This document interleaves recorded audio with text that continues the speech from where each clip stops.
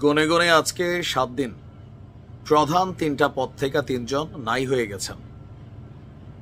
যদি এইভাবে চলতে থাকে মানে এই মুখ্য পদগুলো থেকে, তাহলে আগামী ২-৪-৬ মাসের মধ্যে জাতীয় নাগরিক পার্টির ওই ঢাবি সিন্ডিকেট, যেটা আমরা যাদেরকে চিনি, সার্জিস, হাসনাত, তারপর হচ্ছে যে এই হান্নান মাসুদ, এরা ৮-১০ জন ছাড়া এই দলটার পেছনে আর কাউকে পাওয়া যাবে না। বড় আশ্চর্য বিষয়, এই মুহূর্তে ট্রেন্ডে আছে জাতীয় নাগরিক পার্টি, সবকিছু হাতের মুঠোয়, ক্ষমতা সবকিছুই, তাই না? বাট একটা দল তৈরি হওয়ার ঠিক ৭ দিনের মাথায় ৩টা বড় পদ থেকে যখন ৩ জন সমন্বয়ক পদত্যাগ করেন, তখন বুঝতে হবে ডালমে কুচ কালা হে। তবে কেউ কেউ বলছেন যে ভাই, এটা তো নির্দিষ্ট কোনো বেসিসের উপর গড়ে ওঠে না এই দলটা, বিভিন্ন জায়গা থেকে বিভিন্ন মানুষ এখানে কানেক্ট ছিল।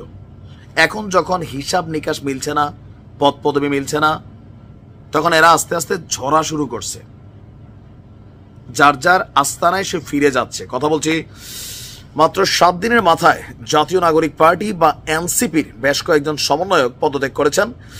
জাতীয় নাগরিক পার্টি থেকে সর্বশেষ যারা পদত্যাগ করেছেন তারা হচ্ছেন যুগ্ম মুখ্য সংগঠক উত্তরাঞ্চলের হানিফ খান সজীব এবং যুগ্ম মুখ্য সমন্বয়ক আব্দুস জাহের।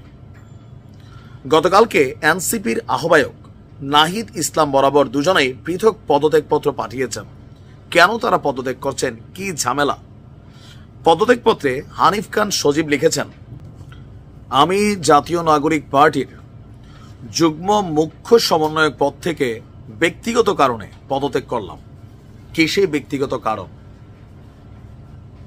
সেইখানে কি তিনি মূল্যায়িত হচ্ছেন না, অথবা এই পদটাকে তিনি চান নাই, আরো ভালো পদ চেয়েছিলেন, অথবা তাকে অপমানিত করা হয়েছে, অথবা অন্য কোনো দলের তিনি অনুসারী? নানান প্রশ্ন আমরা করতেই পারি। অপরদিকে আব্দুস জাহের তার পদত্যাগপত্রে লিখেছেন, আমিও জাতীয় নাগরিক পার্টির মুখ্য সমন্বয়ক পদ থেকে ব্যক্তিগত কারণে পদত্যাগ করছি। How funny! এর আগে আপনার বৃহস্পতিবার প্রথম পদত্যাগ করেছিলেন জাতীয় নাগরিক পার্টির যুগ্ম মুখ্য সমন্বয়ক আবু হানিফ। একটা পদেই কতজন যে দিয়ে এরা শান্ত করছে আপনি দেখেন, প্রত্যেকটা পদ প্রায় সেম। তো আবু হানিফ তিনিও আহ্বায়ক এবং সদস্য সচিব বরাবর পদত্যাগপত্র দিয়ে লিখেছেন, জাতীয় নাগরিক পার্টির যুগ্ম মুখ্য সমন্বয়ক পদ থেকে ব্যক্তিগত কারণে পদত্যাগ করছি। আবু হানিফ আবার পদত্যাগ করার পর তার যেই পুরান আস্তানা ভিপি নুরের দল গণ অধিকার পরিষদ, সেই গণ অধিকার পরিষদে সে ফিরে গেছেন, এমনটাই কেউ কেউ বলছেন। আর ভিপি নুর বলছিলেন যে অনেককে এখান থেকে বের করে নিয়ে যাওয়া হয়েছে, আর আবার ফিরে আসবে অল্প কয়েকদিনের মধ্যে। তো নুরের কথাই তো সত্যি হলো। এখন প্রশ্ন হচ্ছে, এভাবে ঝরতে থাকলে সবাই মুখ খুলছে না। কেন মুখ খুলছে না? কারণ এই দলটা এখন ভারী। তবে আমরা এই দলটার আত্মপ্রকাশ ফেব্রুয়ারির প্রথম, তারপর শুনলাম দ্বিতীয়, তারপর তৃতীয়, একদম লাস্ট ডে। কেন? যতটুকু তথ্যসূত্র বলছে, বিভিন্ন জায়গা থেকে তথ্য, এই যে কমিটি গঠন করা হয়েছে, আপনি দেখেন বেসরকারিরা খেপছে কেন কমিটি নিয়ে। এই কমিটিতে মূল যে ৮টা বা ৯টা পদ, এগুলো তারা ঢাবি সিন্ডিকেট প্লাস বন্ধু বান্ধব লেভেলের। জাতীয় নাগরিক কমিটি এরাই ছিল, বৈষম্য বিরোধী এরাই ছিল, সমন্বয়ক এরাই ছিল, এরাই আবার এখন এই দলটার আব্বা আম্মা।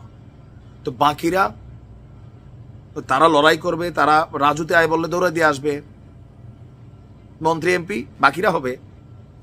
নির্বাচনের জন্য অন্য দলকে আমরা একসাথে করে ফেলবো। তো এখানে অনেকেই মনে করছে এরকম অনেক অঙ্ক হিসাব নিকেশ মিলাচ্ছেন। আবার এদের মধ্যে অনেকেই বিভিন্ন দলের রাজনীতির সাথে সম্পৃক্ত। হয়তো দল থেকে চাপ আসতেছে, কারণ আস্তে আস্তে দলগুলোর সাথে বিরোধ বাড়ছে জাতীয় নাগরিক পার্টির। অথবা অনেকে মনে করছেন যে অতিরিক্ত কথা বলে এই সার্জিস ছেলেটা, অতিরিক্ত কথা বলে এই হাসনাত ছেলেটা, কথা কিন্তু বেশি বলে, মাঝে মাঝে বেশি বলে। তো এগুলা দলের জন্য ঝামেলা। এগুলো আমি বলতেছি না, সাইয়েদ আব্দুল্লাহ তিনি বলছেন যে অতিরিক্ত কথা বলে সার্জিস, মানে যতটুকু মুখটা ততটুকুই কথা বইলা ফেলে ঠেলার চোটে। অবশ্য ছাত্রলীগের পোলাপাইন তো কথাই কিন্তু পাক না, আগে ছিল, আর ভিতরে কথাটা রয়ে গেছে, তাই না?